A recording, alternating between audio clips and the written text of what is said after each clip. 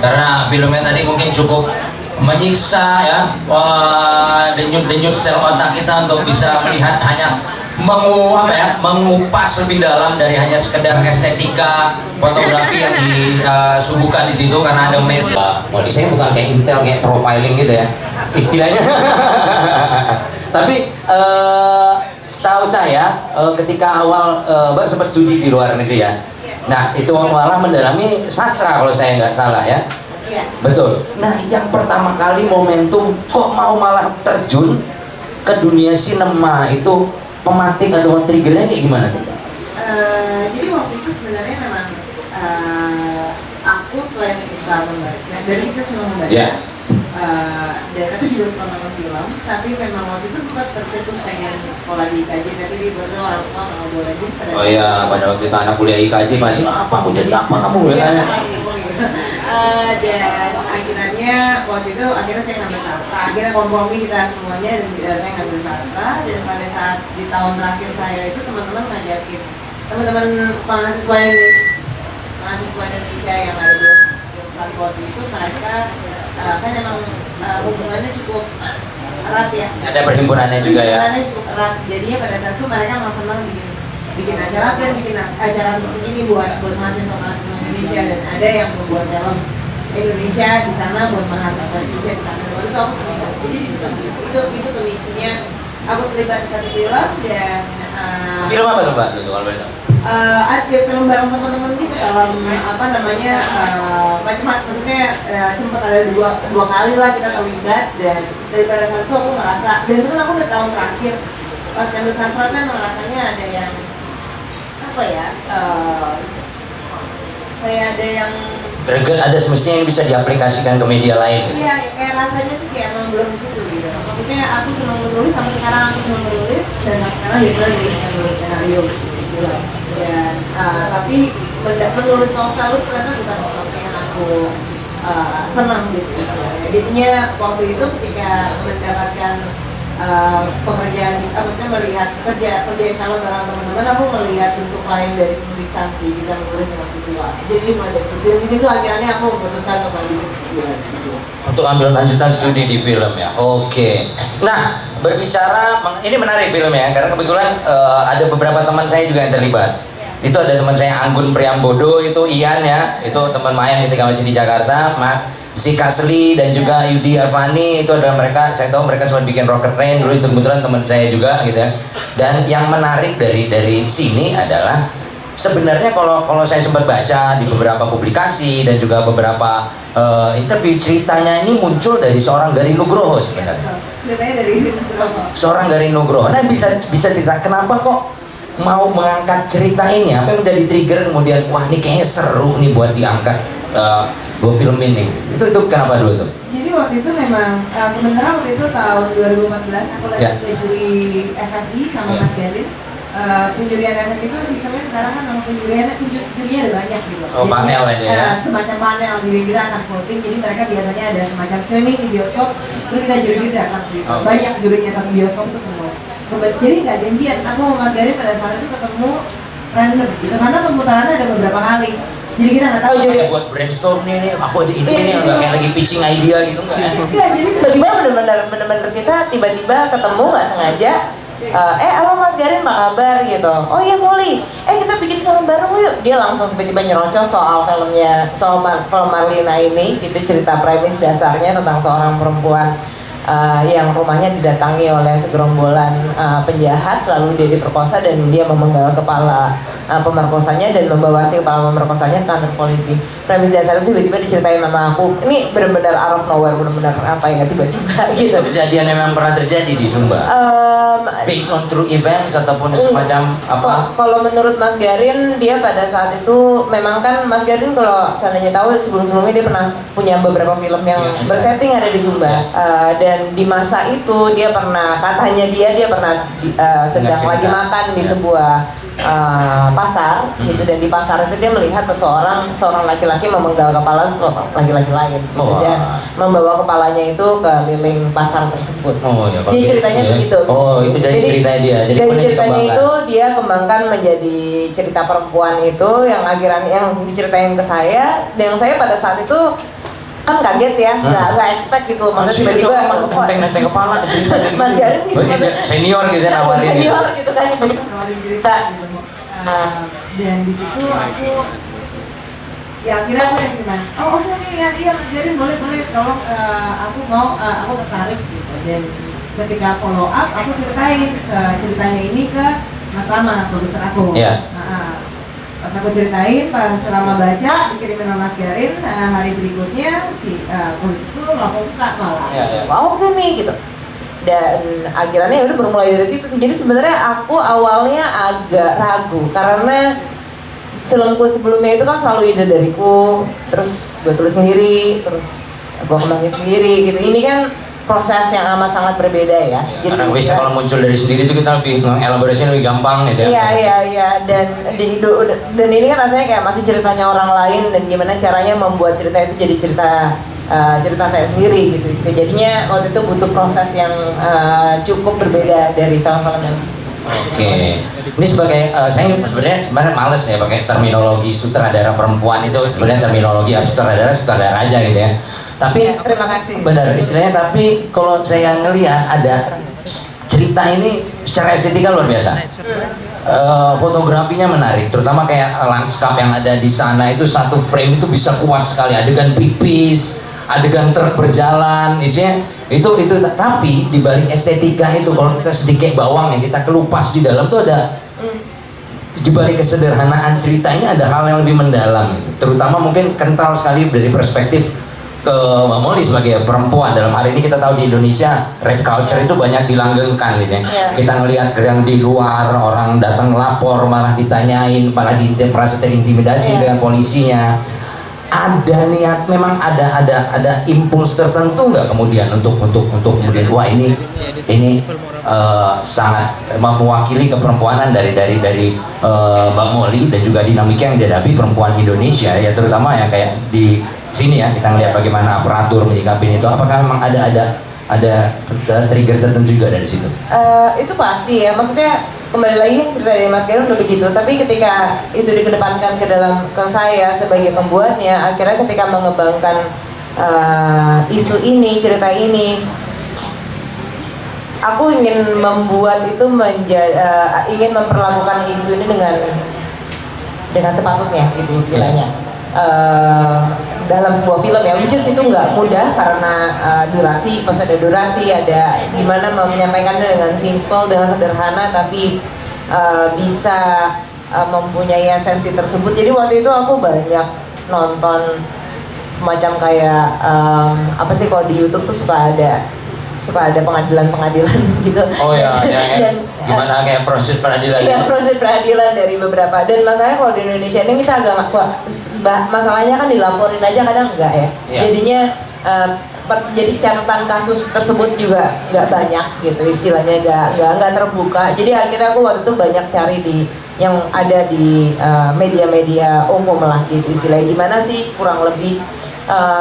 Salah satunya sih yang pengen aku tunjukin ya di adegan di kantor polisi itu gitu, istilahnya esensi maksudnya kayak sebenarnya kan di kantor polisi manapun tuh nggak ada ya meja pingpong gitu, tapi aku pengen nunjukin esensi itu sih yang sebenarnya detail-detail kecil seperti itu yang pengen banget aku tunjukin. Maksudnya ya pemerkosaan dan perilaku kriminal yang ada di sini, isu dari rape itu sendiri, the rape culture itself itu juga menurut aku itu adalah tema-tema besarnya gitu. Cuman justru aku waktu itu pengen banget menggali yang detail-detail kecil seperti ini gitu, karena detail-detail kecil seperti ini yang menurut aku membuat tema ini, maksudnya membuat rape culture ini menjadi apa ya istilahnya, yang menjadi parah gitu, menjadi sulit gitu, karena hal kecil seperti kayak tadi gitu, maksudnya ada si polisinya ngomong gitu. Gampang itu cerita 5-7. Kalau dia tua dan kurus, kenapa kau biarkan dia perkosa kau? Padahal kita nggak tahu. Itu kan? kalimat yang menurut aku sering banget dilontarkan sama semua orang. Bahkan temenku kadang-kadang lawan dong, ya gitu. Padahal ada efek shock gitu kan? Ada temen aku yang pernah bilang ya, bisa ceweknya juga pakai baju seksi gitu sih kalau ke kelas. Itu maksudnya itu hal menurut aku yang itu kita pasti pernah dengar kan? Pasti pernah dengar kan itu orang. Bahkan di berita aja tuh sering ada loh. Di berita formil tuh kata-kata tuh sering ada gitu. Ini perempuan ini tapi memakai rok pendek, maksudnya nggak penting banget kan ada detail itu, memakai rok pendek ke acara tersebut gitu. menurut ya itu menurut Masih aku ya. mendeskripsikan dari Itu yang- perspektif perempuannya ya. Itu yang pengen aku highlight banget yang ada di Kalau film. bahasa besarnya ini istilahnya masih ada apa ya, di bawah payung patriarki lah, Iya, gitu ya. iya. Oke, nah ini pertanyaan terakhir buat Mbak Maulin, kita juga kasih kesempatan. Iya. Saya baca satu review, jujur ya, Nggak apa-apa. saya senang film gitu ya, saya Iya. senang film.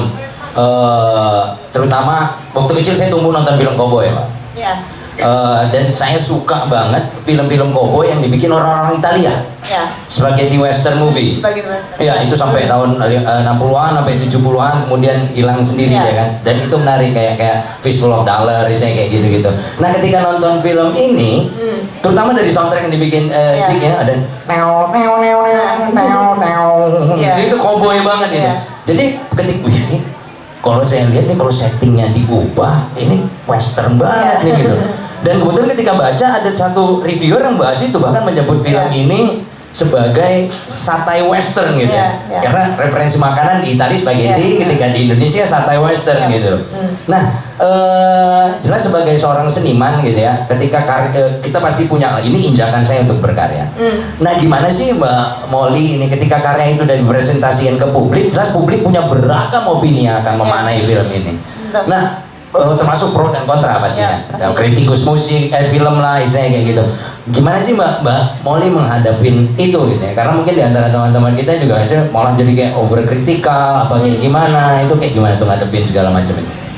Semua orang punya konteksnya masing-masingnya ketika baik audiens umum maupun kritikus, mereka punya konteksnya masing-masing ketika mereka menonton film ini gitu. Termasuk mereka kadang-kadang bisa sesimpel mereka lagi ngantuk nontonnya atau jadi saya jujur kurang gimana ya istilahnya, bukannya saya kalau kritik itu jujur saya selalu baca. Ya.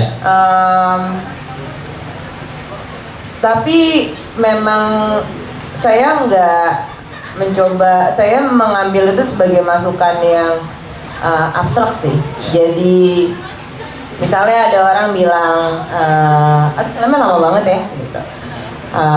Alurnya lambat Kok alurnya lambat banget, atau misalnya Mas Timothy kecantikannya jadi perempuan juga gitu, atau misalnya apa ya, atau Itu nggak ada Reza Radian loh di sini. Udah lebih bagus banget. atau misalnya komentar seperti itu mungkin seperti genre tadi. Jujur kalau secara lokal, kritikus lokal kayaknya memang, kalau kritikus luar memang mengembrace konsep itu gitu, karena memang konsep itu yang memang aku kedepankan di filmnya gitu. Itu Vigilante, kayak gitu ya, orang yang mau memang. ngambil masalah di tangannya sendiri diselesain gitu. Sehingga konsep yang mungkin di luar kebiasaan udah dari Indonesia dan spesifik soal perempuan juga, gitu, westernnya perempuan, tapi disajikan di palet yang sangat familiar buat audiens internasional gitu Dan istilahnya. pada intinya ini adalah cerita fiksional ya. Dan pada intinya adalah cerita fiksional. Jadinya aku dengan segala maksud dan ininya apa ya istilah aku jadi aku membaca kritikan itu juga dengan konteksku sendiri. Kadang-kadang aku dengerin, kadang-kadang kalau menurut aku make sense aku ya oke gitu. Tapi aku benar-benar nggak masukin, nggak yang sebel, nggak yang marah. Ya. Aku udah ngerasa, bahkan jarang sekali aku balas karena yaudah aku udah melakukan I do my part dengan membuat film ini. Oke. Ya. Nah, sekarang kita jadi tepuk tangan dulu buat Mbak Molly. Terima kasih. Luar biasa nih, semoga menjadi inspirasi. Nah, sekarang kita nanya lemparan selanjutnya nih kepada movie entusiasnya nih ya. Nah, ini buat Mas Ferdi nih ya. Nih dia nih akademisi ngajar, wah ini malah bisa mengulik lebih dalam ya. Beliau ini mata kuliah gender nih Mbak. Terus Iya. itu juga aktif bergiat di komunitas Palembang Movie Club yang sudah berapa kali ngadain screening ya. Kayak film waktu itu yang tentang Biji Tukul yang kita nonton bareng di bioskop ya, Tan Malaka dan beberapa film-film lain yang selalu terlibat juga. Nah, kalau di Mas Ferdi sendiri, pandangan umum akan ketika menyimak dan menonton film ini secara personal itu kayak gimana? Kalau secara personal ya apa ya nggak bisa dilepasin dari ini ya, dari keseharian saya sebagai pengajar gitu. Dalam artian saya pasti akan selalu mengaitkan film yang saya tonton dengan apa yang sudah saya pelajari. Okay. Dan jujur film ini itu sangat membantu saya terutama dalam menjelaskan ke mahasiswa tentang bagaimana budaya patriarki itu hidup di masyarakat kita gitu. setahun sebelum film ini ada kayaknya, ya setahun, kurang lebih setahun, sekitar ratusan kilometer dari kota kita ini itu terjadi sebuah kasus pemerkosaan di mana anak perempuan umur 14 tahun bernama Yuyun baru pulang dari sekolah sehabis mempersiapkan diri untuk upacara di hari Senin lalu diperkosa oleh 14 orang. Nah, film ini kira-kira mengingatkan saya pada tragedi itu kurang lebih. Dan saya cukup miris ketika kemudian diskusi yang beredar di masyarakat, sama seperti Mbak Molly tadi, ketika orang membahas tentang tragedi Yuyun, yang mereka perhatikan pertama kali adalah jangan-jangan dia adalah perempuan yang suka secara fisik menggoda laki-laki. Pakaiannya bagaimana? Nah, ini kemudian tentu sebagai orang yang sudah mencoba untuk memiliki gender equality awareness gitu, saya kemudian berpikir gimana ya cara menjelaskan pada orang-orang ini dengan cara yang sangat smooth dan gampang. Nah, film ini membantu saya untuk itu gitu. Limpahan simbol yang ada di film ini itu membuat saya untuk gampang sekali memperlihatkan pada mahasiswa bahwa pemerkosaan ya, masalah gender yang kita pelajari hari ini itu bukanlah persoalan yang yang sebenarnya sangat luar biasa, bukan yang sulit untuk dipahami. Misalkan patriarki dan feminis, saya bilang itu adalah mindset gitu. Nah, di film ini saya tertarik, saya nggak tahu Mbak Molly menyadari atau tidak, ketika kepala itu dipenggal itu seolah-olah menghadirkan pada kita bahwa kalau kamu mau menghabisi budaya patriarki, kepalamu yang harus diubah, kepalamu yang harus dihabisi gitu. Bukan cara kita berpakaian. Bukan cara kita berpakaian, semua itu ada di kepala kita gitu. Nah, itu yang paling menarik bagi saya, dan banyak limpahan simbol lain seperti misalkan tadi adegan polisi itu juga menarik. Yeah. Saya dengan sangat gampang bilang ke mahasiswa bahwa kalau kalian pengen lihat bagaimana birokrasi serta aparat kita, bagaimana mereka benar-benar tidak sangat jarang yang memiliki gender awareness tadi. Ataupun pemahaman akan humaniora lah secara luas ya. Kenapa banyak orang tidak mau melaporkan perkosaan ke polisi? Ya karena itu dianggap percuma. Karena sampai sana yang kita malah merasa terintimidasi banget. Betul, visum. Bahkan beberapa kasus yang saya baca itu adalah mereka ditanya, loh, ada nggak celana dalam bekas spermanya? Lah, emang orang sempat sangat parah dan sesuatu yang kemudian jadi PR besar hari ini.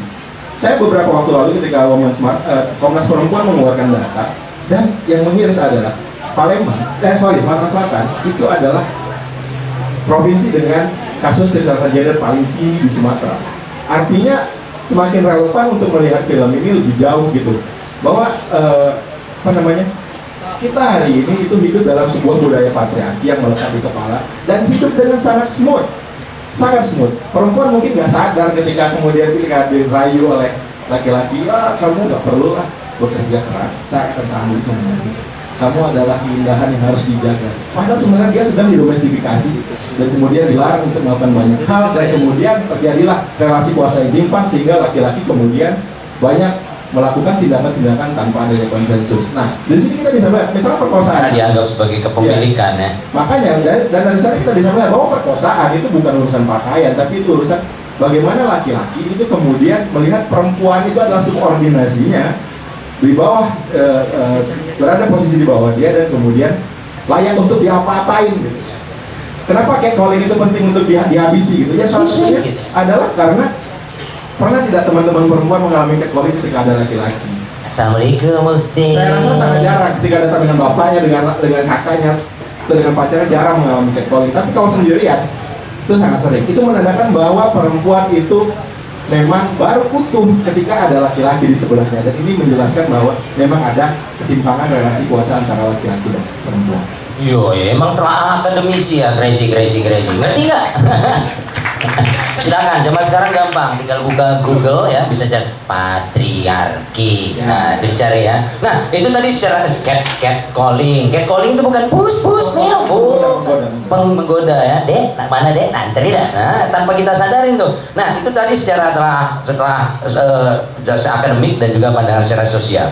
Nah, kalau melihat secara estetikanya nih. Nah, ini justru yang ini ya, yang saya bukan mengkritik Mbak Molly, tapi nggak apa-apa. Bukan kritik, tapi nggak apa-apa ini forum anehnya film ini itu ketika diapresiasi oleh orang, yang mereka lihat justru adalah bagaimana indahnya alam Sumba. Oh iya. Itu yang kemudian Langsung feeling good, like I should. langsung nyari Traveloka dan buka tiket murah gitu. Silakan lagi murah banget sekarang ya. Nah, itu Ke Jepang juga murah banget. cukup yang disayangkan. Akhirnya apa ya, kalau dalam pandangan gender ekofeminis misalkan, ya akhirnya film ini di satu sisi akibat eksotisme Sumba yang ini ya, yang cukup berlimpah di dalam film ini, itu membuat orang-orang ya dalam bahasa ekofeminisme ini memperkosa tanah Sumba sendiri. Dan saya nggak tahu hari ini bagaimana kemudian, apakah akan datang banyak investor ke sana, bagaimana, saya gitu. Udah banyak Kak. Udah banyak. Dari Tapi saya agak- syutingnya udah bener, banyak. Tapi agak bingung juga ya Ini sekarang. seperti film 5 cm lah. Oh, oke. Bagaimana kemudian gunung hari ini tuh diperkosa habis-habisan. Ya, sampah ditinggalin ya. Makanya, nah itu sisi lain yang saya lihat. Ya itu saya rasa ya Mbak Moli jelas, saya sebagai sutradara pun juga ingin menghadirkan estetika yang baik. Tapi sayangnya apresiasi dari kita itu ya hanya sebatas mengapresiasi bagaimana saya kemudian bisa menjejakkan kaki di sana dan ikut merasakan eksotisme ini. Ini sama seperti pikiran kolonial ketika pertama kali datang ke Indonesia gitu. Itu sangat disayangkan dari apresiasi penonton yang saya lihat ketika film ini muncul. Ya, kalian ngerasa gitu nggak? Nah nanti ya, simpen dulu ya. Pertama saya mau terima kasih dulu sama Authenticity, sama Mengutama Production dan juga Gans Cafe. Sepanjang pengalaman saya Ya. melihat pemutaran ini, untuk pertama kalinya ada pemutaran yang sangat proper, sound ya. dan visualnya di Palembang. Ternyata dukungan korporat juga penting ya. Oke. Semoga ini berlangganan ya. Ya, berkelanjutan. Ya, berkelanjutan. Gitu.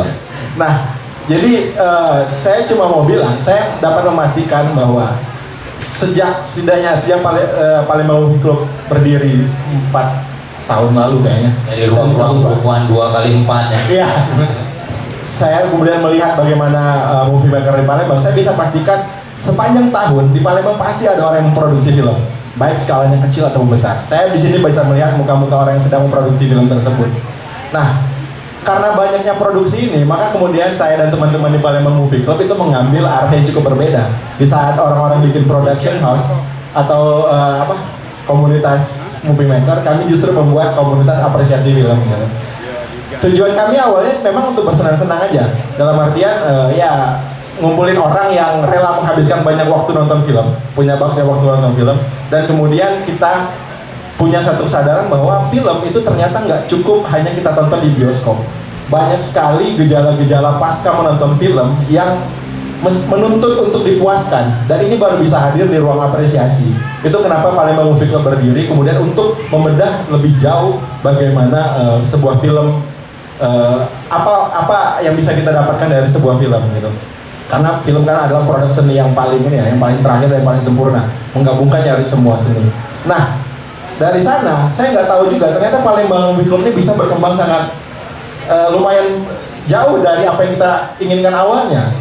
Dan sampai kita pada titik saya dan teman-teman berpikir bahwa bagaimana kalau kita selain apresiasi, kita juga punya bioskop gitu. Bioskop ini yang kalau bisa memutarkan film-film teman-teman movie maker Lokalnya bisa terkurasi di level ya, lokal. jadi semacam Kinosaurus atau Kino Club di Jakarta, tapi film lokal. Dan kita pasarkan dengan cara-cara yang profesional ala-ala film tersebut. Benar. Sehingga ada standar estetika juga buat teman-teman ya. Benar, sehingga teman-teman pun bisa, saya nggak tahu siapa yang akan bisa mewujudkan ruang ini, ataukah kami Palembang Movie Club, atau siapapun yang bisa mendengar ide itu hari ini, saya nggak tahu, ataupun kita nanti akan berkolaborasi ke depannya. Tapi yang jelas ide ini harus saya utarakan hari ini. Supaya apa? Supaya teman-teman di Palembang yang bikin film tuh tahu bahwa punya gini lah, suatu saat saya harus punya film yang bisa diputar di sini nih. Jadi ada pride tersendiri, dan saya yakin pasti banyak yang nonton film itu. Karena sepanjang 4 tahun kami berjalan, film-film ya selalu memang tidak mungkin tidak seperti bioskop yang nonton 200, tapi ada pasti 20 orang, 30 orang. Dan saya rasa ini akan sangat baik untuk ekosistem perfilman di Palembang itu sendiri. Jadi ini cita-cita yang saya utarakan, dan mudah-mudahan ini suatu saat bisa terwujud. Dan kesenggol Gans Cafe jelaskan lagi. Nah, kan sudah ada orang. Jadi barangkali saya kira terima kasih. Oke. Dari Mbak Moli mungkin ada closing statement sebelum kita lempar ke teman-teman yang hadir malam ini. Langsung aja ya. Oke. Nama saya Muhammad Raja Pamungkarom. Saya nggak dari forum manapun. Saya hanya penonton film Indonesia. Pertama-tama saya tadi pas datang sempat ngomong juga sama teman di sini bahwasanya ini in my opinion, in all honesty, aku bilang masa depan film Indonesia itu ada di 2 sutradara, satu Mauli Surya, satu lagi Garin Nugroho. Itu menurut pendapat pribadiku, karena ini menyangkut juga sih sama pertanyaan aku nanti. Menurut aku banyak kan idolaku ini perempuan sebenarnya, mulai dari penyanyi, band, ataupun sutradara, karena aku merasa perempuan punya women gaze yang pandangan perempuan yang membuat entah itu seni manapun menjadi lebih menarik dibanding laki-laki. Ini tidak mengecilkan laki-laki atau bagaimana, tapi menurut aku punya sentilan sendiri, punya khasnya sendiri. Dan sebelum Mbak Mauli Surya juga bikin fiksi, film pertama Mbak Mauli ada Nia Dinata, misalnya ada Sekar Ayu Asmara, dan beberapa sutradara lainnya yang juga punya khas tersendiri dan punya sudut pandang tersendiri dalam menelurkan karya-karyanya seperti itu. Saya sudah menjadi fans Mbak Mauli sebenarnya mulai dari film pertamanya Fiksi, lalu film favorit saya itu sebenarnya film Mbak Mauli yang kedua, What They Don't Talk About When They Don't Talk About Love. Dan tadi kalau teman-teman bilang bahwa ya film Marlina berhasil, sebenarnya semua film Mbak Mauli itu pada eranya itu berhasil. Kalau menurut saya pribadi, dimana Fiksi juga dapat Piala Citra sebagai film terbaik seperti itu kan. Terus film What They Don't Talk About itu juga diputar di Sundance Film Festival kalau tidak salah. Jadi ini berkenaan di pertanyaan saya yang pertama, menurut Mbak Mauli sendiri gimana sih peran seorang sutradara dalam memberikan pandangan-pandangannya. Saya sebenarnya kaget, beberapa teman saya tidak suka, saya contohkan ya, tidak terlalu suka film yang menang FFI tahun kemarin, yaitu Kucumbu. Ya, Kucumbu tuh atau Memory of My Bodies, itu karena katanya pandangannya heterogaze. Padahal itu kan film LGBT, tapi pandangnya heterogaze. Kemungkinan ini filmmakernya sendiri atau penulis naskahnya dan sutradaranya itu memang laki-laki dan heteroseksual. Jadi adalah pandangan heterogaze seperti itu, sehingga beberapa teman bilang, oh itu terlalu diseni-senikan seperti di beberapa adegan gitu. Nah, menurut pandangan Pak Mauli, penting nggak sih punya gaya penyutradaraan di mana itu secara tidak langsung Pak Mauli juga kan penulis skenario sekaligus sutradaranya. Penting nggak sih memberikan sentuhan gaya penyutradaraan maupun gaya bercerita dalam narasi, berupa narasi dalam film itu yang mempunyai pandangan dari Mbak Mauli sendiri sebagai kreatornya seperti itu. Kedua mungkin ya sebenarnya pertanyaan tadi sempat terjawab sebenarnya oleh Mbak Mauli, cuman saya lebih penasaran lagi.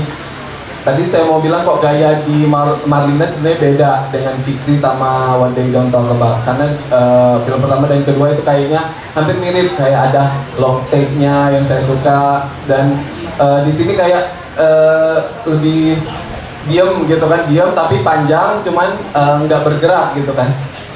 Nah, saya penasaran tadi Mbak Mauli bilang ada ide-ide sendiri ketika di lokasi. Gimana developingnya mulai dari kalau nggak salah film pertama idenya dari Mbak Mauli, penulisnya beda. Terus film kedua idenya Mbak Mauli, penulisnya Mbak Mauli sendiri, dan ini ide ceritanya orang beda dan Mbak Mauli. Nah, kenapa itu juga jadi alasan kenapa saya suka film kedua gitu.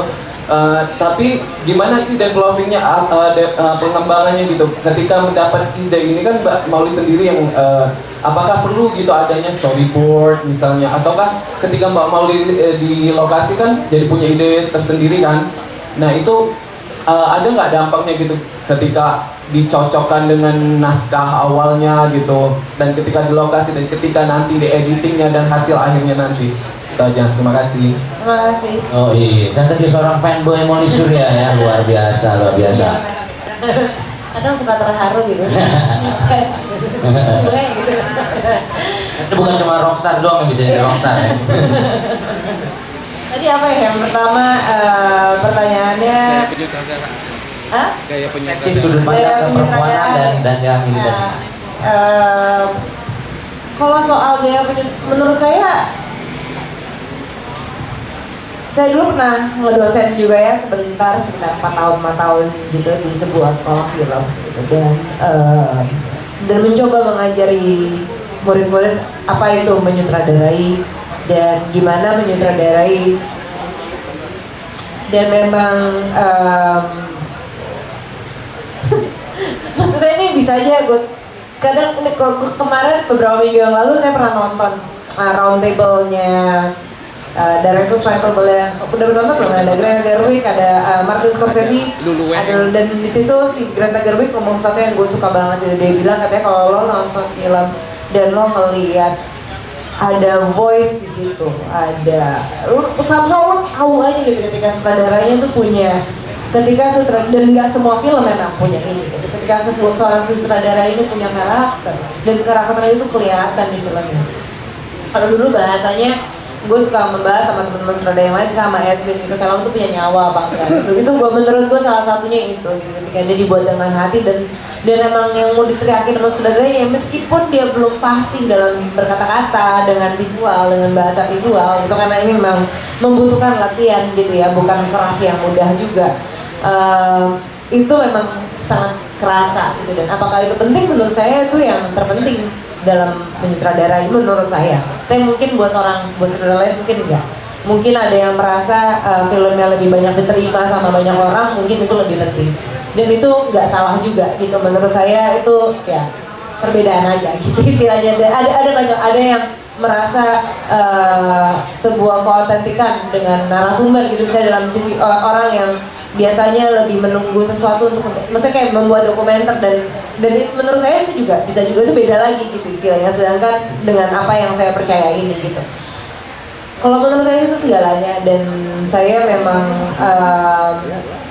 meskipun sulit ya kadang-kadang mengatakan itu apa gitu, karena itu memang sesimpel ketika kita memperkenalkan sebuah karakter dan apa yang kita tunjukin dari karakter itu gitu istilahnya. Dan kalau istilah saya, Mas Rama tuh suka ngomong sama saya gitu, kayak lo nunjukin sebuah mobil gitu, ada misalnya mobil Mercy gitu, yang lo tunjukin duluan apanya, rodanya kah gitu, setirnya kah gitu, lambangnya kah gitu.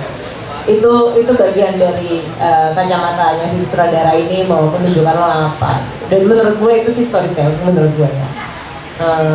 Tapi ya gaya penyutradaraan akhirnya beda lagi, karena ketika lo tanya gaya penyutradaraan gue apa, gue ya sekarang nggak bisa ngomong gitu apa gitu, karena itu sesuatu yang itu kayak gaya gue ngomong gitu, itu kayak gaya gue maksudnya itu kayak karakter gue gitu, dan gue nggak bisa jawab karakter gue kayak apa gitu. Meskipun ketika gue lihat ya gue tahu gitu, kurang lebih itu sih. Tadi pertanyaan kedua soal developing script. Soal dari script dari kayak ini. Lucu ya, gue juga pernah ngomong gitu ya, lucu ya film ketiga gue ternyata ide dari orang lain, gue yang nulis sendiri. Sebenarnya yang paling enak yang pertama sih, jadi saya punya ide terus yang ada nulis orang lain gitu. Karena menurut gue nulis, meskipun gue paling lebih lama menulis dibandingkan menyutradarai, sama menurut gue menulis itu tuh pekerjaan yang amat sangat overwhelming ya, karena sendirian mungkin, dan bebannya banyak, kayaknya berperang melawan diri sendiri gitu ya, pokoknya ribet lah gitu. Dan somehow gue sangat menikmati Marlina sih, karena gue ngerasa ketika gue nulis, ketika gue menyutradarai, gue mempunyai sebuah objektivitas baru yang gue nggak pernah punya di film pertama dan film kedua gue gitu. Saya dalam mengcraft sesuatu ya, tiba-tiba gue ngeliat ini nggak works gitu. Ya ini coba gue cobain begini, ini lebih works ya. Sama gue tiba-tiba lebih mempunyai jarak antara gue dan filmnya. Bukan maksud gue menjelekkan film gue yang sebelum-sebelumnya, tapi maksudnya itu mungkin proses gue sebagai seorang pembuat film juga gitu. Sedangkan di film kedua, gue jujur baru ya nonton tadi di Garuda, baru nonton lagi setelah sekian lama gitu. Nonton setengah sih, karena kan cuma 45 menit kan flightnya, jadi nggak kelar, nggak selesai gitu. Dan gue nonton untuk pertama kalinya karena dimana gue udah lupa abis adegan ini apa, saking gue udah lamanya nggak nonton. Dulu tuh apa, gue recite the whole film, kalau juga bisa gitu istilahnya, dengan mereka ngomong apa setiap detik itu gue juga bisa. Tapi tadi gue udah lupa, dan emang beda sih. Beda dalam arti kata mungkin itu ya gue yang berbeda. Gue selalu ngerasa gue ngelihat film gue yang dulu itu kayak gue ngelihat dari gue pada saat itu gitu. Kayak gue ngelihat diri gue pada saat itu. Kayak lo mungkin kalau lo nge-vlog lo ngeliat vlog lo pada zaman itu gitu. Jadi ada cringe-nya dikit gitu yang kenapa sih begini, kenapa nggak begini gitu. Jadi ada rasa pengen mengkoreksi, kok ternyata gue begini ya pada saat itu, kok ternyata gue begini. Itu exactly rasanya ketika gue nonton film gue pada saat itu.